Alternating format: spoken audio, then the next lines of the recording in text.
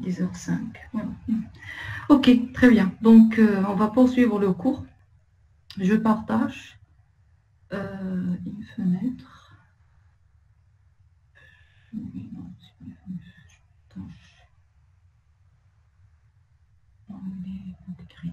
Il est grand, c'est pas grave. Ok, partager.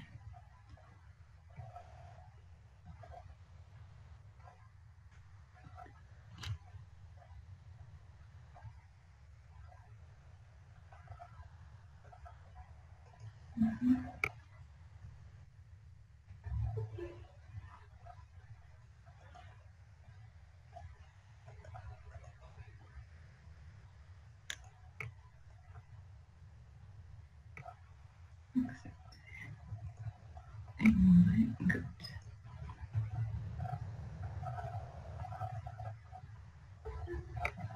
Oh my God.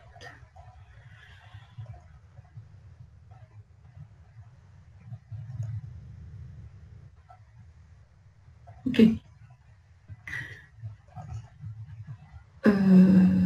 Bon.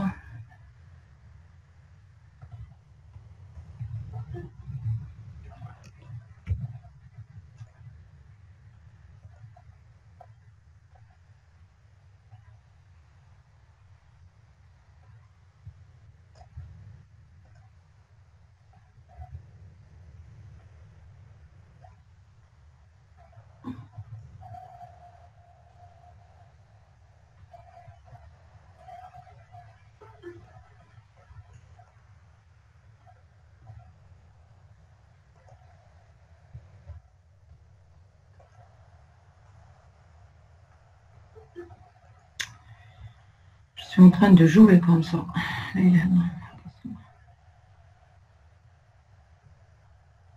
Un autre moyen pour... on a utilisé le même lien. Normalement, je n'ai pas besoin d'accepter les participants à chaque fois. Bon. Et madame, vous devez le faire à chaque fois. Oui, Aridas, Vous devez le faire à chaque fois. Mais vous j'arrive pas pouvez à t'entendre normalement. bien. Comment? Vous devez le refaire à chaque fois. À chaque fois, la prochaine fois, Oui. Inch'Allah, on va utiliser WebEx. Comme j'ai un compte WebEx, donc on va l'essayer. Si tout va bien. Enfin, je ne sais pas ce que tout le monde peut utiliser WebEx parce qu'ils m'ont dit, les étudiants l'année passée, qu'ils consomment beaucoup de, de connexion. Il est gourmand en connexion. Je ne sais pas. Enfin, alors. euh,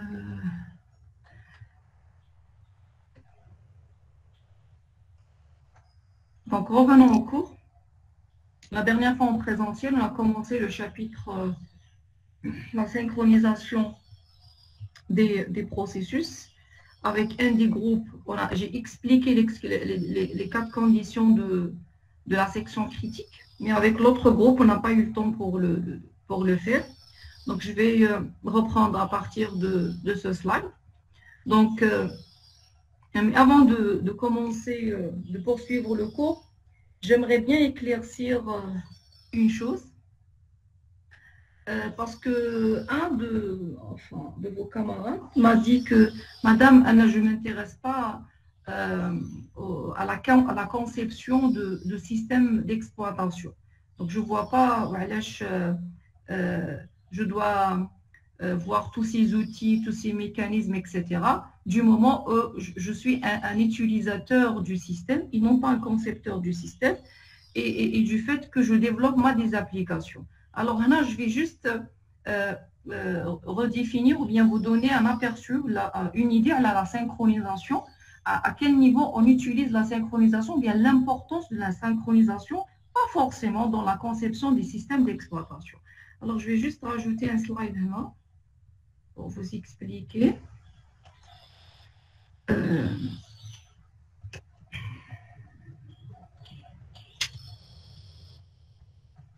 Bon, la synchronisation, alors je dois écrire parce que agrandir un petit peu la fenêtre. Tout le monde arrive à voir?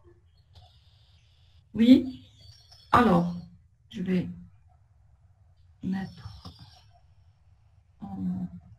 6 par exemple. Voilà. La synchronisation. Asynchronisation. Le terme, on l'a défini, donc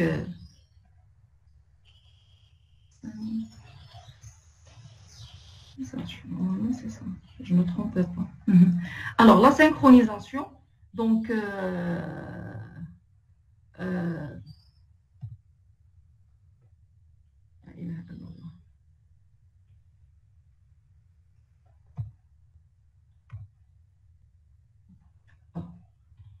la synchronisation, donc comme le terme comme on l'a défini la dernière fois, synchroniser c'est quoi? Et quand on parle de la synchronisation, quand il y a du parallélisme, ça veut dire réaliser quelque chose en même temps par plusieurs entités. Plusieurs entités effectuent la même chose en même temps. Il y a un parallélisme. Donc, on a soit parallélisme réel, soit un parallélisme, un pseudo-parallélisme. Donc, la synchronisation, le terme, ou bien l'outil de synchronisation, ou bien un mécanisme de synchronisation, où là, on dit une solution de synchronisation, vient pour résoudre des problèmes lors des exécutions parallèles. La synchronisation, nous travaille à 3 niveaux. On dit la synchronisation, alors là, je vais faire ça. Quelle est la synchronisation? La synchronisation au niveau matériel. Synchronisation au niveau matériel. Voilà. Quelle est la synchronisation au niveau logiciel? Logiciel. Je vais faire ça. Allez, je vais perdre un peu de temps juste pour vous expliquer ça. Tout le monde peut avoir une idée claire. On doit étudier les mécanismes de synchronisation et l'utilité de le faire. Alors, quelle est la synchronisation sur 2 niveaux? Matériel, logiciel. Niveau matériel, c'est les concepteurs du matériel, beaucoup plus les programmeurs des composants qui doivent prendre en considération la synchronisation le matériel. On fait comme un exemple, l'accès à un bus ou l'accès à un registre, un simple registre. Quand on a en licence, vous avez vu le pilotage asynchrone et le pilotage synchrone, etc. Pour le pilotage synchrone, le processeur il surveille continuellement est-ce que l'entrée-sortie s'est terminée ou non. Il a classé l'entrée-sortie, donc il récupère le caractère. Il a classé, donc comment il vérifie est-ce que la fin d'entrée-sortie ou non? Il consulte le registre d'état. Maintenant, le processeur, via le pilote, accède au registre d'état en lecture. Ou le transfert en cours. Dès que le transfert se termine, le périphérique, il signale la fin du transfert en changeant la valeur du registre d'état. Il a accédé le registre d'état en écriture.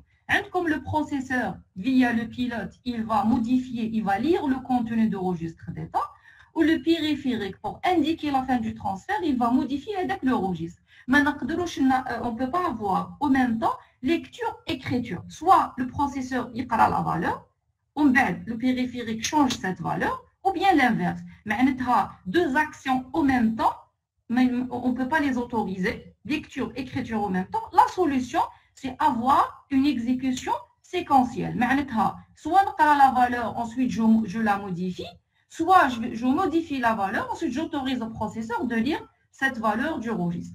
On a la synchronisation. Mais qu'est-ce qu'un programme qui réalise la synchronisation? C'est le matériel. Mais la conception, tu as le matériel, la programmation des composants, les accès au registre sont contrôlés par un moyen physique de synchronisation pour empêcher les accès simultanés en lecture-écriture ou en écriture-écriture. Bon, des lectures sont autorisées. Des matériels, ça ne nous intéresse pas en réalité. Nous savons une synchronisation un certain niveau, je suis tranquille dans l'écriture du logiciel. En tant qu'informaticien, vous êtes censé développer des logiciels. Alors, pour les logiciels, on a deux types de logiciels. Il y a le système d'exploitation, les logiciels de base, ainsi que les utilitaires. Donc, on a le système d'exploitation avec tous ces programmes, ces modules. On a les programmes, les programmes d'application qu'on développe. Les programmes d'application qu'on développe.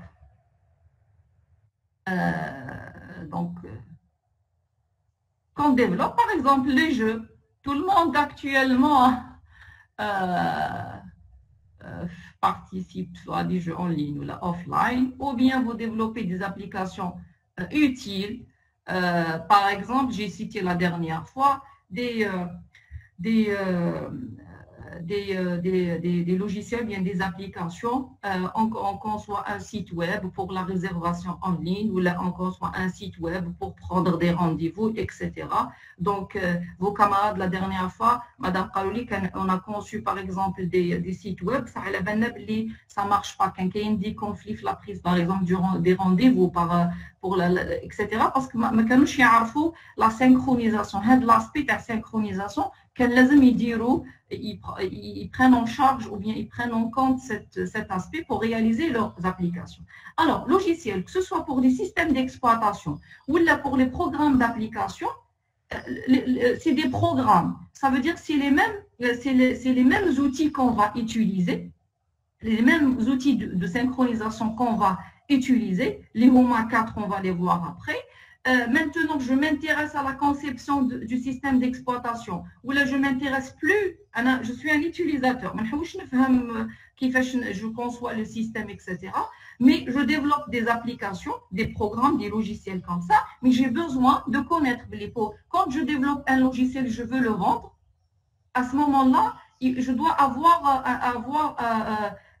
vendre un logiciel. Je ne vais pas dire à 100% fiable ou performant, mais au moins à 98%. C'est-à-dire que je dois traiter tous les cas possibles. Donc, un meilleur exemple, c'est les sites d'achat en ligne. Par exemple, actuellement, il y a des applications qu'on développe pour demander, par exemple, un taxi en ligne il y a pas mal d'applications qu'on peut développer et utiliser, mais derrière, pour avoir vraiment une application qui fonctionne correctement, sans des erreurs, sans des bugs, je prends tous les aspects. Parmi ces aspects, l'aspect de la synchronisation. Très bien. Donc, j'ai dit pour le système, que ce soit les programmes système ou les programmes d'application, les situations d'incohérence sont les mêmes, pratiquement les mêmes. Et donc, je dois savoir où est le problème, à quel moment il y a risque d'avoir une incohérence. Et s'il y a une incohérence, je vais intervenir pour résoudre les incohérences. La dernière fois, un de vos camarades m'a dit, Madame, le schéma général d'un processus qui s'exécute en parallèle, il y a un protocole d'entrée et un protocole de sortie. Il dit, Madame, le système, durant l'exécution de le programme, il va voir la variable accès en lecture, la variable accès en écriture, il va rajouter les contrôles. C'est pas ça, ce n'est pas durant l'exécution, à l'avance. Ça veut dire que je me développe mon application, je dis que mon application va être exécutée. Il y a une possibilité d'être exécutée en même temps par plusieurs utilisateurs et le fait qu'il y a un scénario, ne serait-ce qu'un scénario qui me pose un problème, et à ce moment-là, je dois faire le traitement à l'avance. Maintenant, le code TRI, avant d'avoir un code exécutable, parce qu'on ne peut pas modifier l'exécutable. Une fois que le programme est en cours d'exécution, il est impossible, même pour le système, d'intervenir et modifier le code. Et donc, je dois faire, c'est comme le cas des exceptions. Je sais que diviser A sur B, qu'il y a un risque que j'introduis une valeur nulle pour B, à ce moment-là, il va y avoir une erreur. À l'avance, je prévois ça. À l'avance, je dis, si B est différent de 0, alors j'autorise la division A sur B. Mais je peux, pour une exécution possible, je n'introduis aucune valeur nulle pour B. Mais la probabilité d'avoir le cas, elle n'est pas négligeable. Le fait qu'il y ait la probabilité, je dois à l'avance traiter les cas. Et c'est les problèmes de synchronisation. Si j'ai des applications qui vont être exécutées probablement en parallèle, en même temps par plusieurs utilisateurs, à ce moment-là, je dois traiter tous les cas possibles. Et comment traiter les cas de synchronisation, ou bien les problèmes de synchronisation, en introduisant les mécanismes de synchronisation de cette manière. Ça veut dire qu'il faut détecter la section critique, la portion de code qui pose problème, quelle est la ressource demandée par un processus, que ce soit fichier, ou l'accès à la base de données, ou une autre ressource, pose problème. À ce moment-là, je dois rajouter des instructions qui vont empêcher que le processus tombe dans ce problème ou là dans cette situation d'incohérence. Je vais vous montrer comment le faire parmi les programmes d'application, le problème de synchronisation, on peut le voir dans la vie de tous les jours. Vous prenez le métro, vous prenez le tram, vous prenez les logiciels qui gèrent le métro, qui gèrent les trams, etc. Donc, nécessitent des outils de synchronisation. Et donc, le train, par exemple, comme juste un exemple de train, pour ceux qui prennent le train, à un moment donné, le train, avant qu'il arrive à une certaine station, il s'arrête. Il s'arrête pour une certaine période de temps. Parce que, pour synchroniser en réalité, parce qu'il ne peut pas poursuivre son chemin. Quand il poursuit son chemin, il va y avoir un accident. Il est en conflit avec un autre train parce que les rails sont partagés entre ces deux trains qui venaient de deux destinations différentes. Et donc, l'accès à la rail à un instant T nécessite de synchroniser. Comme deux trains, ils peuvent démarrer en même temps de différentes stations en arrivant à un certain tronçon le trajet. À ce moment-là, il marche ou bien il circule de manière séquentielle. Il doit rester, c'est-à-dire un des deux passe. Et donc, c'est un passage à tour de rôle. Le premier bat le deuxième on bat le premier. Très bien. Maintenant, pour écrire des solutions de la section ou bien une section, je vais juste vérifier s'il y a... S'il y a, si vous pouvez accepter des étudiants en attente. Pardon. Voilà. Oui, il y a une question.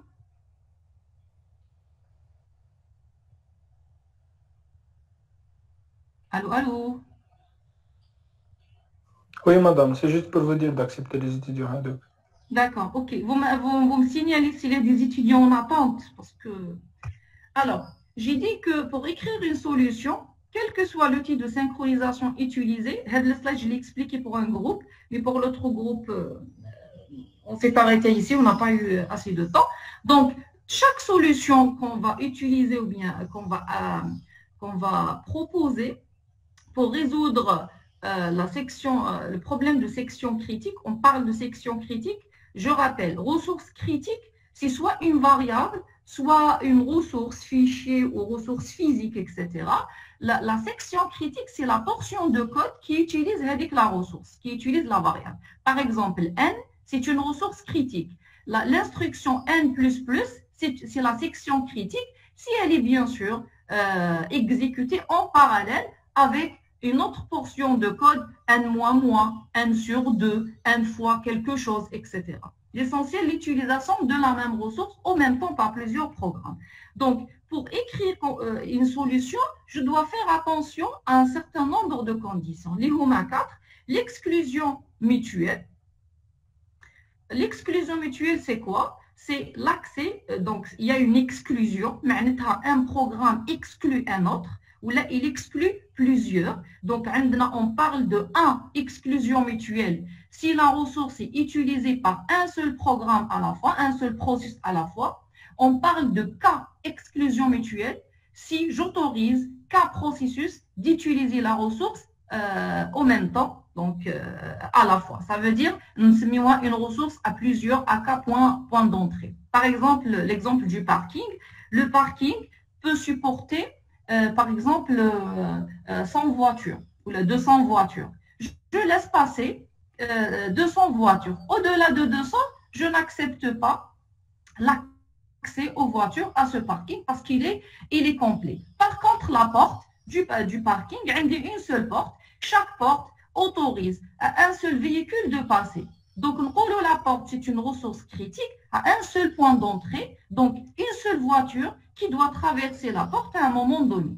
Donc, le parking, une ressource à un point d'entrée, ou la porte, c'est une ressource à un point d'entrée. L'exclusion mutuelle, tout dépend de combien de processus sont autorisés à utiliser la ressource. Les processus, l'exemple que je viens de donner, le parking, c'est la voiture, ou là, le véhicule, le passage, dès qu'une voiture passe, il y a la barrière qui se ferme, donc le passage, donc on n'autorise pas jusqu'à ce que la prochaine voiture, la première traverse, la deuxième passe, et ainsi de suite. Donc, l'exclusion mutuelle, si un processus PI est dans sa section critique, aucun autre ne doit être dans sa section critique, au plus, un processus doit être autorisé à y accéder. Si un processus, je parle de exclusion mutuelle, si un processus est en train d'utiliser la ressource, aucun autre processus ne doit utiliser cette même ressource en même temps. Ok, il y a des cas, l'exclusion mutuelle est assurée s'il y a au plus un processus. Au plus 1, soit 0, soit 1. Il y a des cas où je développe des solutions, je n'autorise à aucun processus d'accéder. Maintenant, on tombe dans le déni de service parce que la ressource est là, personne ne peut utiliser cette ressource, mais en regardant, mais qu'il y a un conflit, qui accèdent à la même ressource, l'exclusion mutuelle est assurée. Nous devons faire le cas où il y a des zéro processus qui utilise la ressource, qui compte vraiment la solution proposée trop stricte. Je mets des conditions trop strictes, personne n'accède à la ressource. La deuxième condition, c'est l'absence du blocage mutuel. Quand deux processus arrivent en même temps, qui dit deux processus en même temps, il ne faut pas que les deux processus s'excluent mutuellement. Et personne n'accède à la section critique. Zéro processus en section critique, aucun processus n'utilise la ressource, qui connaît le problème de blocage mutuel. Il exécute son protocole, le code TAO, l'autre il exécute son protocole d'entrée, le code TAO. L'exécution de ces portions de code empêche les deux processus d'accéder en même temps. Je vous des exemples. Donc, le blocage mutuel. La solution n'est pas acceptable. Un blocage mutuel. S'il y a deux processus arrivent en même temps, il doit accéder à la section critique. La progression, c'est quand un processus ne veut pas utiliser la ressource. Par exemple, le processus qui incrémente la variable n, mais l'instruction d'incrémentation de n. La file d'attente. Ok, un autre processus, ça va la même variable. Il va exécuter son instruction n-. Je reviens à l'exemple à la banque.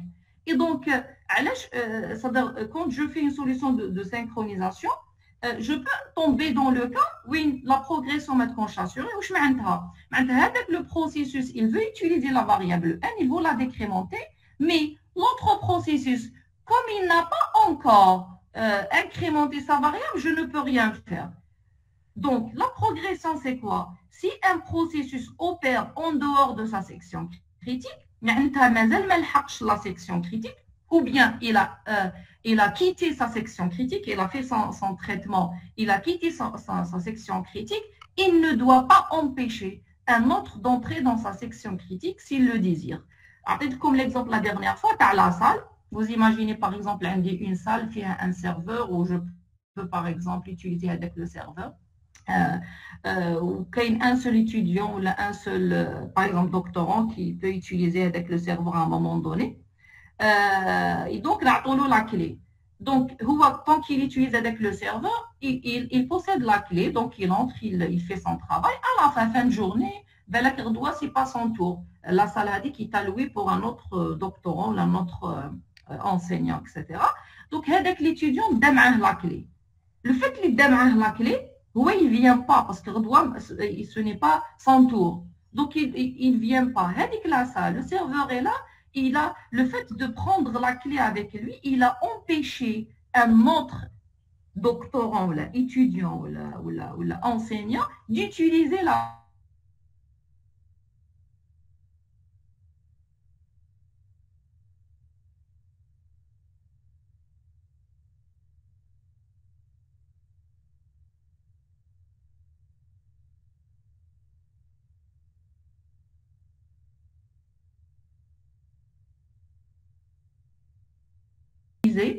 sa section critique ou bien sa ressource. Il ne peut pas poursuivre son exécution.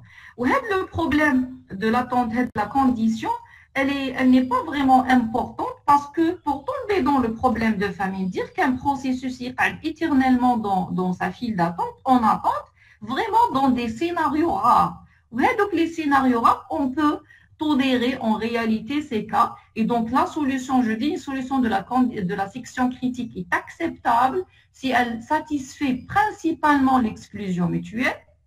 Et en deuxième position, il dit le blocage mutuel, la progression. Si elle ne satisfait pas l'attente bornée, c'est pas grave, on peut tolérer. C'est les premières solutions proposées, bien sûr. Par la suite, pour les sémaphores, je vous ai dit, c'est un outil qui satisfait les 4 conditions sans aucun problème, à l'exception d'un seul problème, l'interblocage. Bien sûr, il y a eu des solutions pour résoudre le problème d'interblocage. Je vais vous montrer même un exemple d'interblocage. Très bien.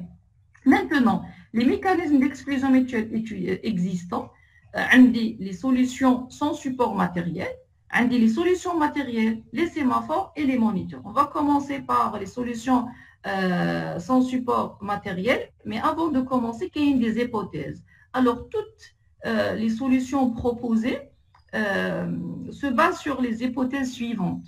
Elles sont correctes, elles sont acceptables, à condition qu'on parle du parallélisme. Vous l'avez dit, parallélisme, ça n'a pas de sens de parler de problèmes de synchronisation, de solutions de synchronisation, etc. La première hypothèse est que j'ai un système composé de n processus qui s'exécutent de manière parallèle. Que ce soit parallélisme parfait, je le répète, soit un pseudo-parallélisme maintenant en temps partagé. La vitesse d'exécution des processus sont quelqu'un qui est inconnu. Mais je n'ai pas besoin d'imposer une certaine vitesse d'exécution des processus. Je ne sais pas la vitesse d'exécution.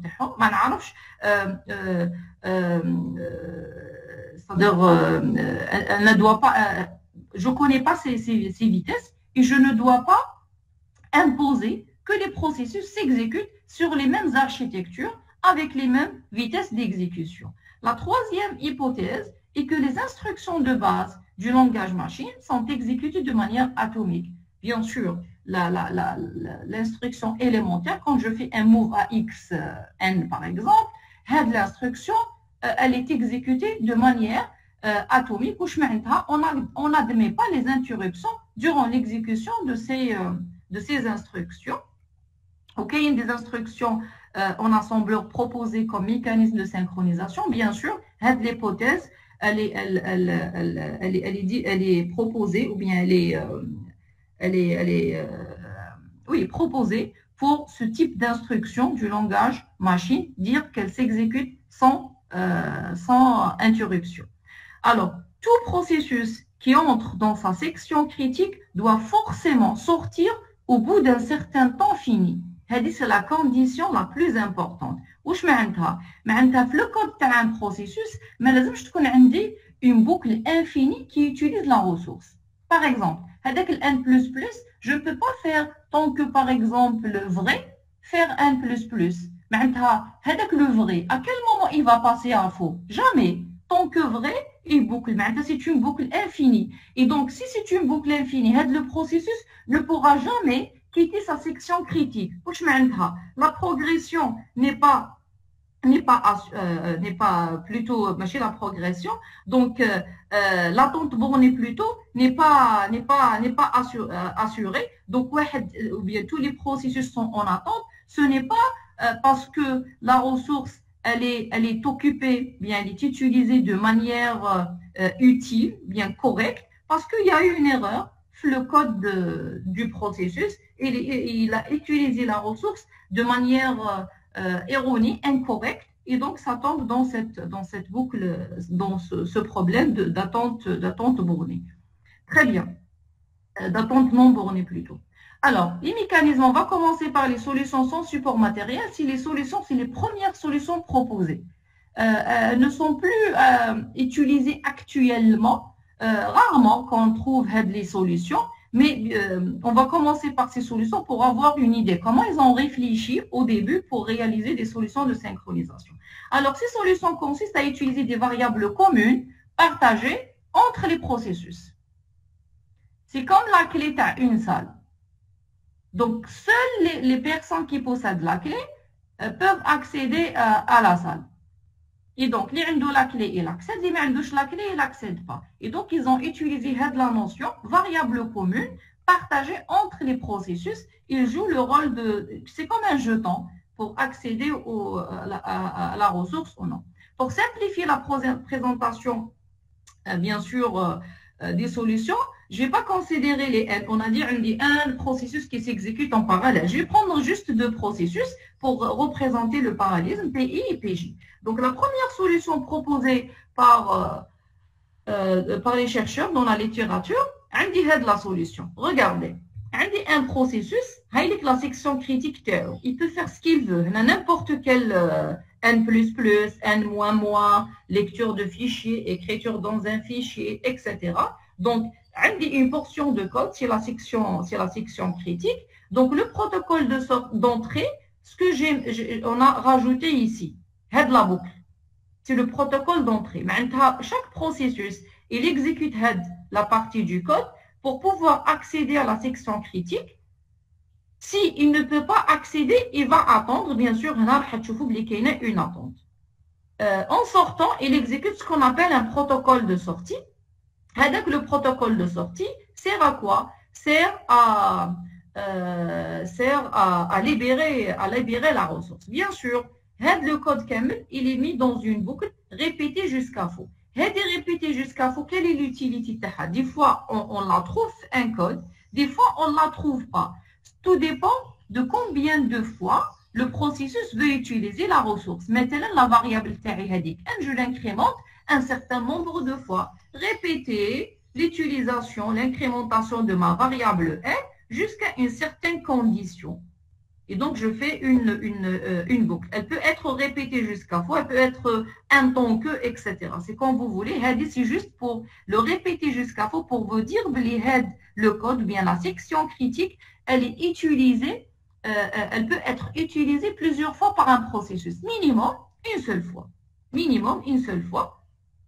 Donc, là, la section critique. Donc, le protocole d'entrée et le protocole de sortie, ils ont utilisé une variable tour. Des variables tour, elle prend soit I, soit J. C'est ton tour. Non, ce n'est pas mon tour, c'est le tour de l'autre processus, ainsi de suite. Maintenant, ils ont utilisé une variable tour, il y a une valeur initialement de manière aléatoire. Soit PI, soit PJ, ils commencent son exécution, ils mettent la valeur I, bien la valeur J. J'ai deux étudiants qui veulent utiliser, par exemple, la même salle machine en même temps, les deux enseignants qui veulent utiliser la même salle machine en même temps, pour trancher, je fais aléatoirement, soit le premier étudiant, soit le deuxième. Le premier, il entre, ou le deuxième, il entre. On va qu'il un contrôle, bien sûr. Initialement, la valeur initiale, c'est aléatoire. Même ça dépend de l'exécution du protocole que je propose. Alors, maintenant, en examinant le code, qu'est-ce qu'on dit? Tant que tour différent de I. Moi, c'est PI. Tant que tour différent de I, tant que ce n'est pas mon tour, alors attendre. Tout simple. C'est une vraiment solution très simple. On va la critiquer, on chauffe quels sont les problèmes avec cette solution. Si c'est mon tour. Alors, j'accède, je vais utiliser la ressource, je vais exécuter ma section critique. En sortant, je remets le tour à J. Je donne le tour à l'autre processus. C'est le protocole, bien la solution proposée. Si on veut analyser cette solution, quelle est la condition d'entrée en section critique? L'instruction, la boucle. La condition d'accès à la section critique, c'est quoi? C'est tour pour I, je accéder à la section critique. Si tour égale à I, il ne va pas se bloquer, il sort de la boucle. Si tour est différent de I, il reste dans cette boucle. Donc pour PI, pour qu'il accède à la section critique, il faut que tour égale à I. Pour PJ, il faut que tour égale à J. Très bien. L'invariant maintenant, pendant la section critique, si un processus est dans sa section critique, quelle est la variable qui ne change pas? Tant qu'on est dans la section critique, il y a une variable qui ne change pas. Est-ce qu'on met à jour la variable tour, le protocole d'entrée? Initialement, j'ai mis une valeur. Une fois que l'exécution, je teste seulement la valeur de tour. Je ne modifie pas sa valeur. Mais tant que le processus se trouve en section critique, les variables utilisées pour la synchronisation, là je parle, quand je dis les invariants pendant la section critique, les variables utilisées pour la synchronisation. Je ne parle pas des variables de l'utilisateur qui forment la partie de la section critique. Donc, on a une seule variable, qui est tour. Est-ce que tu te bedel le protocole d'entrée ou non? Pour PI, il teste la valeur. Si elle est égale à I, il passe. Si elle est différente de I, il attend. Il ne modifie pas la valeur de tour. Pareil pour PJ, si je veux écrire le code de PJ. Donc, l'invariant, c'est tour égale à I. Maintenant, tant que PI est dans la section critique, tour, forcément, il est à I. Si PJ est dans sa section critique, tour, forcément, il est à J. En sortant, je vais modifier la valeur de tour. Maintenant, est-ce que les 4 conditions sont assurées? Alors, d'après vous, l'exclusion mutuelle, est-ce qu'elle est assurée? L'exclusion mutuelle, si un processus est dans sa section critique, un autre ne peut pas accéder. Alors, est-ce qu'elle est assurée ou non? Oui, madame, elle est assurée. Voilà. Pourquoi?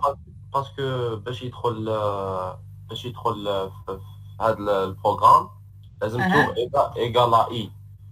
Autant que tour égal à I, تما ما راهي يجي ولا راهي تاع بروسيسوس واحد اخر، تما بروسيسوس واحد اخر مش راح يدخل لداخل. Très bien, Annie. Donc c'est le tour qui tranche. Qui compte tour égal à I, c'est PI qui accède. Si tour égal à J, c'est PJ qui accède. Je dois revenir pour voir le chat. Ils ont dit que Karim les Rahom mais je ne vois pas Rahom les étudiants qui. Ibrahim.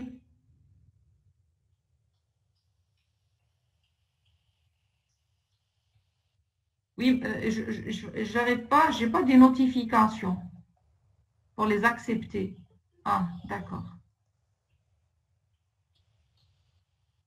C'est bon?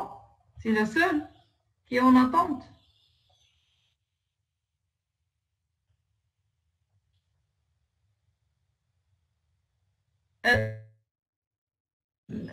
En plein écran de la présentation, il ne m'indique pas qu'il y a des messages. Vous pouvez m'interrompre, il n'y a pas de problème. Allumez le micro pour il y a des étudiants qui sont en attente. D'accord, très bien. Alors, revenons à notre... J'ai dit, l'exclusion mutuelle est assurée. Parce que si un processus est dans sa section critique, maintenant la valeur de tour, elle est égale à I. Je suppose que PI est en section critique. Parce qu'il a trouvé tour égal à I. Donc, PJ, quand il arrive, il trouve les tours égales à I, il ne peut pas accéder. Tour, tranche, sur lequel il va accéder à la section critique. Est-ce que le blocage mutuel est évité? Qu'il est au même temps? Oui. Selon la valeur de tour. Voilà, il n'y a pas de blocage mutuel. Un des deux doit passer parce que la variable tour prend une seule valeur, soit I, soit J. Selon la valeur, il passe. Très bien. La progression est-elle assurée? Un processus en dehors de la section critique. Il accède à la section critique. Un des deux cas possibles pour la progression.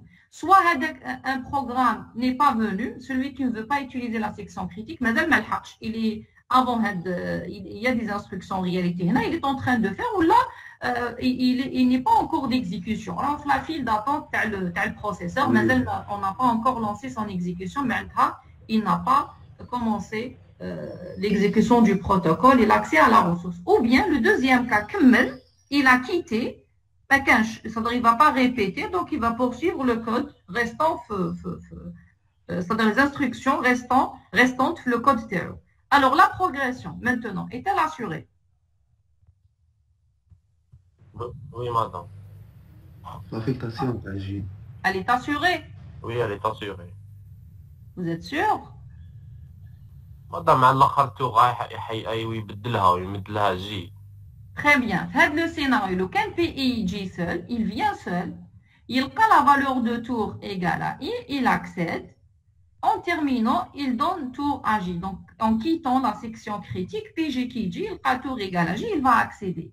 Le problème qui va se poser, lequel PJ J, PI n'a pas encore utilisé sa section critique, il trouve tour, on a tour, c'est aléatoire. Elle prend la valeur IIJ de manière aléatoire. Imaginons que tour, actuellement, me dit le I, ou PJ arrive en premier par rapport à API. Et donc, il va trouver il teste tant que tour différent de J, le code terreau. Donc, le tour, il est différent de J. Il est à I, donc il boucle, il attend. Non, il ne peut pas accéder. Et dans ce cas, la progression n'est pas assurée. C'est le cas. Elle n'est pas assurée. Et s'il y a une boucle, si PI ne vient jamais, donc on va avoir une attente non bornée. Alors, je vais résumer. Alors, pour l'exclusion mutuelle, deux scénarios à considérer. Bon, pour la condition d'entrée en section critique, je prends le cas où une PI arrive seule. On exécute, on chouffe quelle est la valeur pour accéder à la section critique. Si la négation de ça, un tour égale à différent de I, un tour égale à I. Alors, on suppose que PJ est en section critique et PI désire entrer. Risque-t-il donc de le joindre? Est-ce qu'ils vont accéder en même temps? PJ en section critique, ça veut dire tour égal à J différent de I. PI ne peut pas accéder en section critique. On aime les PI ou bien tour tranche sur lequel il va accéder. Si la section critique est libre ou PI PJ désirent accéder en même temps, ils arrivent en même temps selon la valeur de tour. Si tour égal à J, c'est PJ qui va accéder et PI reste en attente. Si tour égal à I, c'est l'inverse. Donc, l'exclusion mutuelle est assurée. Le fait qu'on a pris le scénario de l'exclusion mutuelle, quand ils arrivent en même temps, la section critique libre et des processus arrivent en même temps, donc un seul accède selon la valeur de tour, donc il n'y a pas de blocage. La progression par contre, donc PJ, loin de la section critique, un des deux cas pas venu, il n'est pas encore arrivé à demander l'accès à la section critique, là il est sorti, donc il a terminé, et PI désire entrer. Est-ce qu'il y aura-t-il une attente indéfinie? Est-ce que le programme risque de rester en attente dans la file et cette attente qui est indéfinie ou indéterminée? Alors, premier cas, PJ quitte la section critique, il va mettre tour à I. C'est ce qu'on a écrit. Quand PI quitte la section critique, il met tour à J. Quand PJ quitte la section critique, il va mettre tour à I. Donc, en mettant tour à I, PI, il peut accéder à la section critique. Il n'y a aucun problème. Le deuxième cas, supposons qu'initialement tour égale à J. Maintenant, on dit un cas. Comme ça, le problème, c'est que quand on écrit une solution, il faut prendre tous les cas possibles. S'il y a un scénario dans lequel la solution ne marche pas, on dit que telle ou telle condition n'est pas satisfaite. Alors, tour égale à J, Aléatoirement, j'ai mis J dans tour, donc PJ, et PJ ne désire pas accéder à la section critique, pas venu. Soit il est lancé, il a été lancé, on a la file d'attente le processeur, il n'a pas encore commencé son exécution, soit on ne l'a pas lancé du tout. C'est par exemple, je prends l'application de réservation de vol, par exemple, en ligne. À un moment donné, on dit un utilisateur, un instant T qui est en train de réserver. Mais qu'est-ce un autre qui a lancé la même application? Et donc, la solution que j'ai développée, avec le logiciel de réservation de vol en ligne, quand un seul processus l'utilise, je ne dois pas avoir un cas pareil. Oui, je ne peux pas l'utiliser parce que me cache un autre qui veut l'utiliser. Et donc, il y a la progression. Donc, si tour égale à J et PJ ne désire pas accéder à la section critique, pas venu, PI va boucler de manière indéfinie sur la condition tant que tour différent de J, différent de I. Maintenant, le PJ, il accède, c'est-à-dire il utilise cette ressource pour qu'il modifie la valeur de tour. Donc, la progression n'est pas assurée. Alors, l'attente bornée, bien sûr, comme la progression n'est pas assurée, on peut dire que l'attente n'est pas bornée. Mais si j'examine l'attente bornée, à la définition de l'attente bornée, on trouve l'attente bornée est assurée indépendamment de la progression. Ça veut dire quoi? C'est l'attente bornée, comment on l'a définit? PI est en section critique, un processus est en section critique et un autre en attente. C'est ça. Maintenant, la section critique est occupée et un autre processus est en attente. Est-ce que le processus qui est en attente reste en attente de manière indéfinie malgré que PI quitte la section critique et redemande l'accès une autre fois à cette section critique? Ça revient à dire que PI a le droit d'utiliser, de réutiliser cette ressource une infinité de fois et PI n'a pas le droit d'utiliser. Donc, PJ quitte la section critique et il met tour à I. Donc, PI rentre en section critique obligatoirement. Je lui donne le tour. Donc, quelle que soit la vitesse de PJ, il ne pourra pas accéder une deuxième fois à la section critique jusqu'à ce que PI accède. Et donc, l'attente bornée, on dit, elle est assurée. Maintenant, un processus ne peut pas rester en attente pour un temps indéterminé. Par contre, si on regarde la progression, donc il a quitté sa section critique, il a remis le tour à I ou bien à J. Et donc, s'il redemande l'accès, il est obligé d'attendre l'autre processus. Avec le processus, s'il n'existe pas, il ne peut pas réutiliser la ressource. Là, on parle de progression qui n'est pas assurée. Très bien. Maintenant, l'inconvénient de cette solution, avant d'indiquer les inconvénients, la solution engendre l'alternance. Maintenant, il joue à tour de rôle. D'ailleurs, c'est la signification de la variable tour. PI, ensuite PJ, ou le PJ, ensuite PI, et ainsi de suite. L'alternance. Mais l'alternance pose problème. Je ne suis pas obligé d'attendre que l'autre processus accède à la section critique si je veux la réutiliser une autre fois. Si le programme ne vient pas, je n'ai pas le droit de réutiliser la ressource. Je suis condamné, entre parenthèses, je peux utiliser ce terme, à rester en attente jusqu'à l'arrivée de ce programme. Donc, si vous imaginez un logiciel de réservation de vol, mais je suis bloqué parce que aucune autre agence ou un particulier est en train de réserver au même moment un vol en ligne. Et donc, la solution, elle n'est pas fiable, elle n'est pas correcte. Elle indique seulement lequel des processus est en section critique. C'est-à-dire l'information, quel est le processus qui est en section critique. elle ne donne pas l'information quel est le processus qui désire entrer en section critique. Le canard les pays ne veut pas accéder, j'aurais évité le problème de progression. J'attends, sachant que l'autre processus ne veut pas pour le moment accéder. Le dernier point est qu'elle ne garde pas des informations sur l'état d'un processus par rapport à la section critique.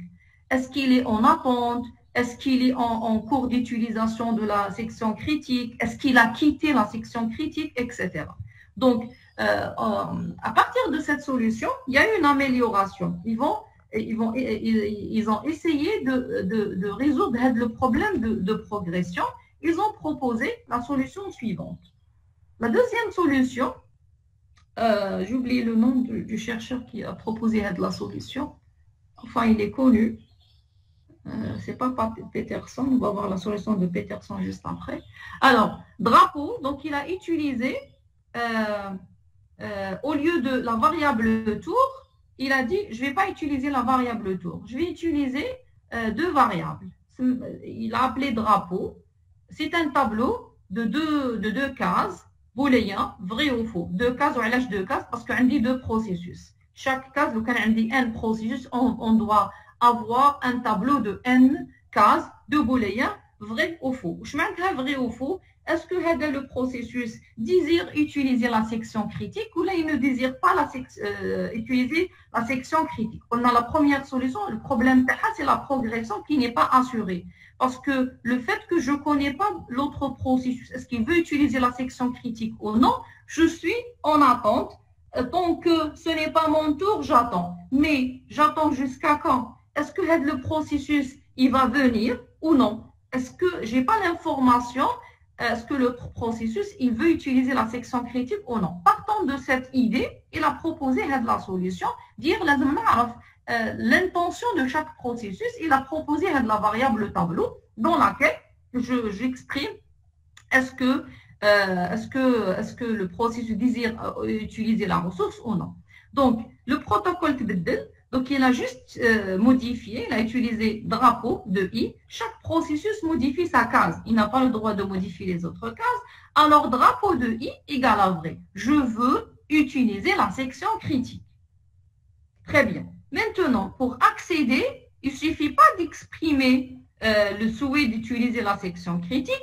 Il faut tester la section critique est libre, mais occupée, pour éviter le problème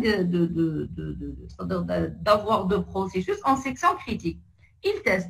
Tant que drapeau de J fait rien, donc tant que le drapeau de J est vrai, maintenant l'autre processus désire entrer en section critique, ou là il est en section critique, j'attends.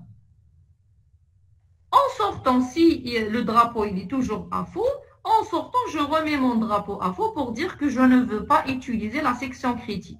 Là, le problème de progression est résolu. Maintenant, si je veux redemander une autre fois, il suffit d'exprimer ma demande et vérifier encore une fois est-ce que la section critique est occupée ou non, ou là, est-ce qu'il y a un autre processus qui veut utiliser cette section critique.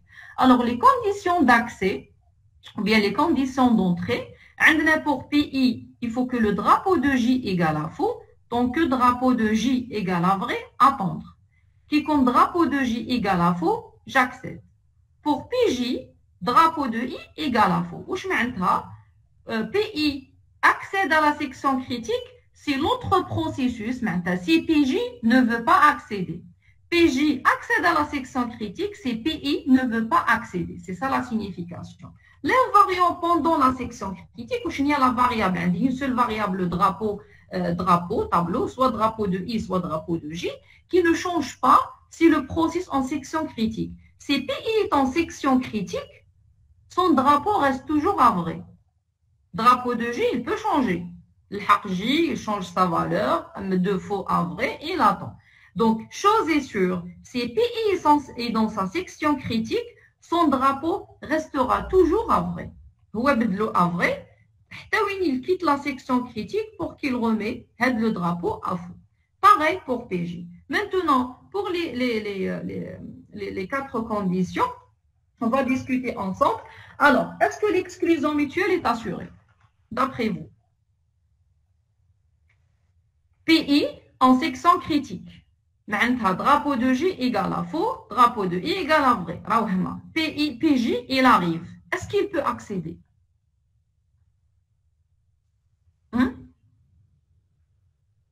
Pourquoi?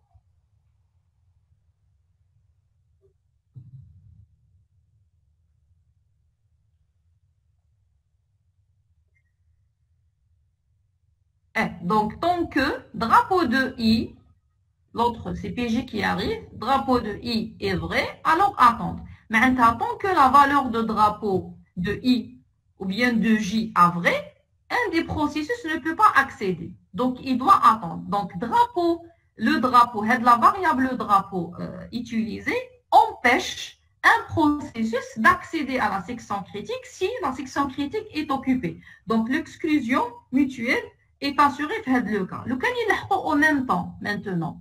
Les deux arrivent en même temps.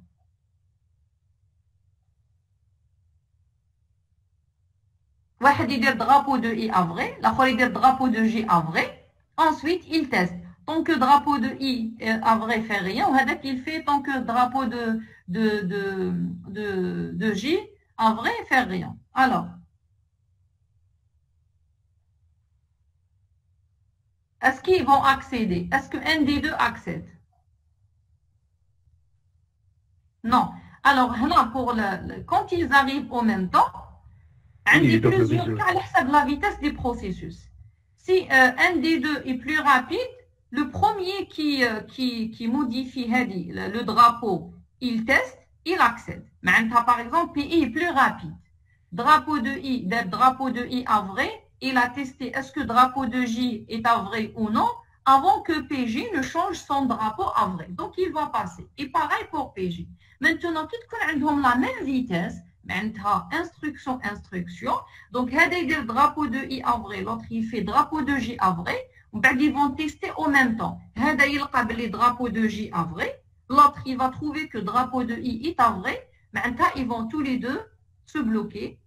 Et donc, blocage mutuel non évité, mais l'exclusion mutuelle est assurée. La section critique.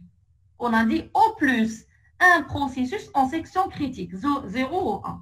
Très bien. Alors, pour l'exclusion mutuelle, on a dit qu'il y a deux scénarios à considérer qui connaît un processus, la section critique, et l'autre demande l'accès.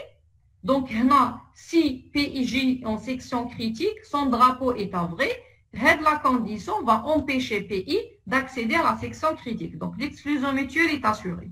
Quand la section critique libre et les deux processus désirent entrer en même temps, un des deux cas, soit ils ont la même vitesse, soit ils n'ont pas la même vitesse. S'ils n'ont pas la même vitesse, un des deux accède à la section critique. Le premier qui franchit la boucle entre en section critique. Le deuxième cas, quand ils ont la même vitesse, à ce moment-là, leurs drapeaux sont à vrai, tous les deux.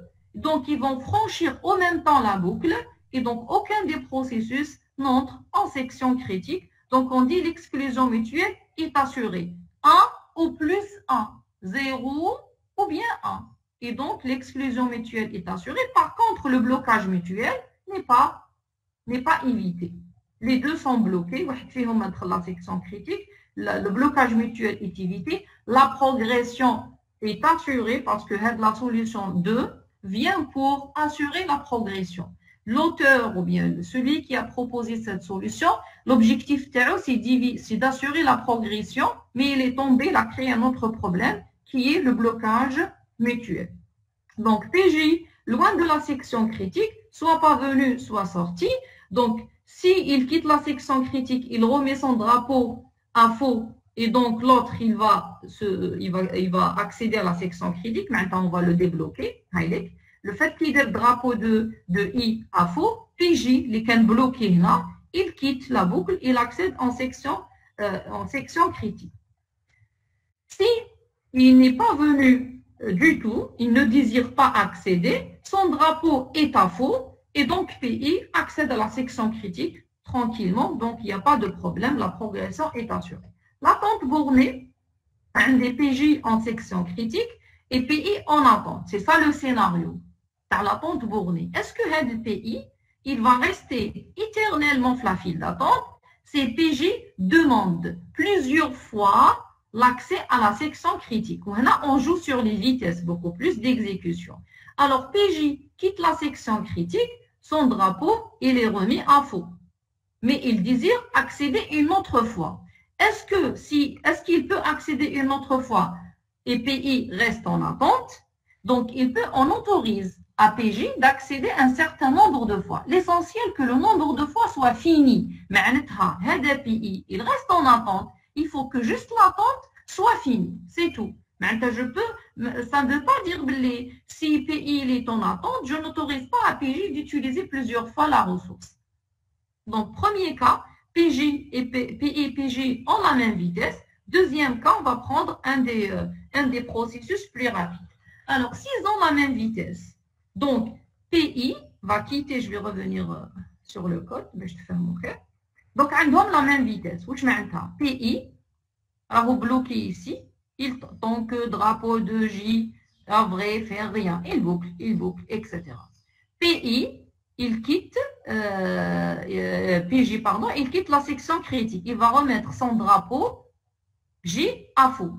Donc, Hada, il fait drapeau de J à faux, il remonte, il va faire drapeau de J à vrai, maintenant il redemande l'accès. Mais en même temps, s'ils ont la même vitesse, Hada, il est en train de modifier drapeau de J à faux, Hada, il est en train de vérifier est-ce que drapeau de J à faux. Donc, là, si ils ont la même vitesse, donc PI va accéder. Donc, un des deux, on n'autorise pas en réalité des accès simultanés. On a en lecture-écriture. Donc, drapeau de I égale à faux. Drapeau de J, on teste est-ce que drapeau de...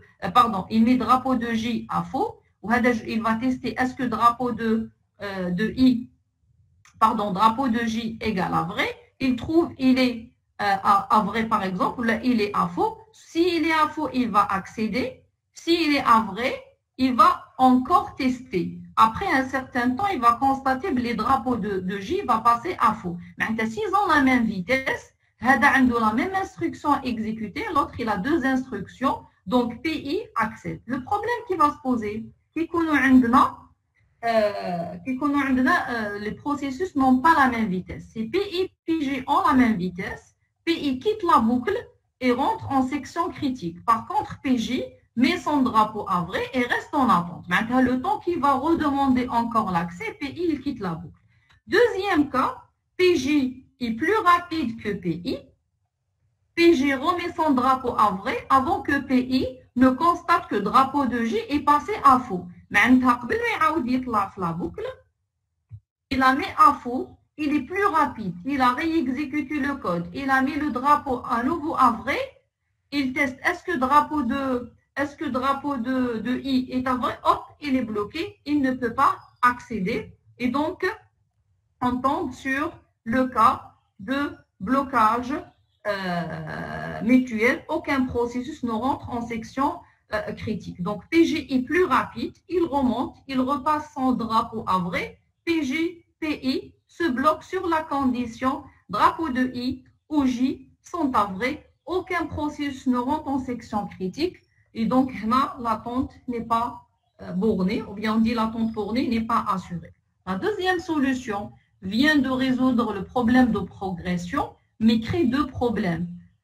L'attente qui n'est pas le blocage mutuel et l'attente qui n'est pas bornée. Par la suite, Peterson, en 1981, a proposé cette solution. La dernière fois, comme les sémaphores ont été proposés par Dijkstra en 1975. Vous remarquez la date.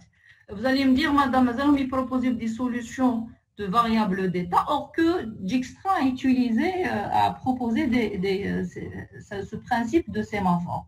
Donc là, c'est la recherche de manière générale, je vais ouvrir une parenthèse. La recherche, chacun propose des solutions, il argumente ces solutions. Ça ne veut pas dire que quand Dijkstra a proposé les sémaphores, on remet en cause les solutions proposées, des solutions de variables d'état.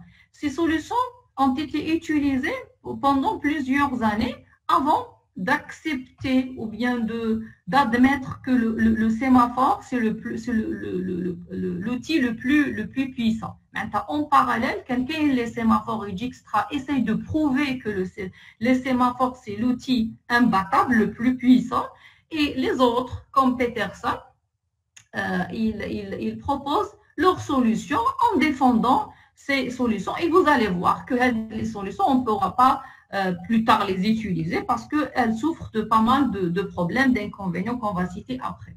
Rappelez-moi juste le temps, il me reste combien? Il est... Ouf, j'ai dépassé.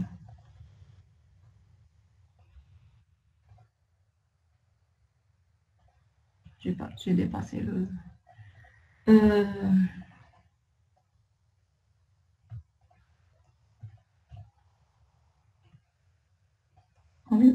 Est-ce que... Bon. Je ne sais pas ce que... Vous avez un cours juste après, c'est ça? À 10h20, anglais. Et moi aussi, j'ai un autre cours. Donc, je vais faire rapidement cette solution. Je vais on la discute rapidement. Alors, Peterson vient pour résoudre le problème de la deuxième et la première solution en combinant les deux. Et il dit qu'on ne peut pas utiliser tour seul et on ne peut pas utiliser la variable drapeau seul, combiner les deux dans la meilleure solution. Là, il a proposé sa propre solution. Essayez de prendre une capture d'écran ou quelque chose comme ça, ou bien vous notez sur le feuille. Essayez de l'analyser chez vous et on va la discuter, Inch'Allah, le mardi. Vous prenez note, vous prenez la solution, recopiez cette solution. Je peux même vous l'envoyer si vous voulez. Je n'ai pas encore envoyé la partie, le chapitre 2, le PDF du chapitre 2. J'attends la fin du chapitre pour vous envoyer la version. Donc, essayez de recopier cette solution. Bien, je vous l'envoie par mail pour l'analyser et voir est-ce que cette solution, en combinant les deux, est-ce qu'elle résout réellement le problème de la section critique. Et on va la corriger, Inch'Allah, le mardi et on traitera probablement un exercice dans ce sens, ou bien on poursuit le cours, tout dépend, on verra. Je n'ai pas encore décidé. Donc, le mardi, Inch'Allah, vous avez d'habitude, enfin, je ne sais pas ce que vous avez reçu le nouveau emploi du temps ou non. Ils l'ont diffusé hier. Donc, le mardi, c'est compile et système en parallèle. En présentiel, on se groupe, mais en distanciel, soit elle commence et moi je poursuis, soit l'inverse. Alors moi, je vais vous prendre pour cette semaine, pour ce mardi, à partir de 10h, de 10h20. Et elle va vous prendre à partir de 8h.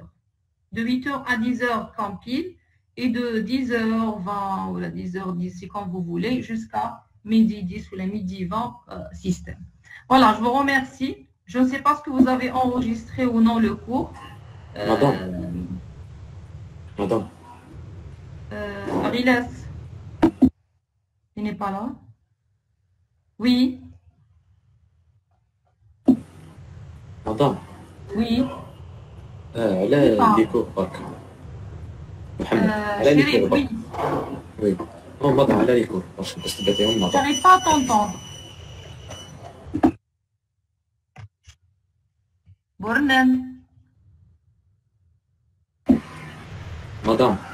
Oui. على جا لي كور برك. نبعث لكم le PDF, c'est ça? وي وي نعطيك صح.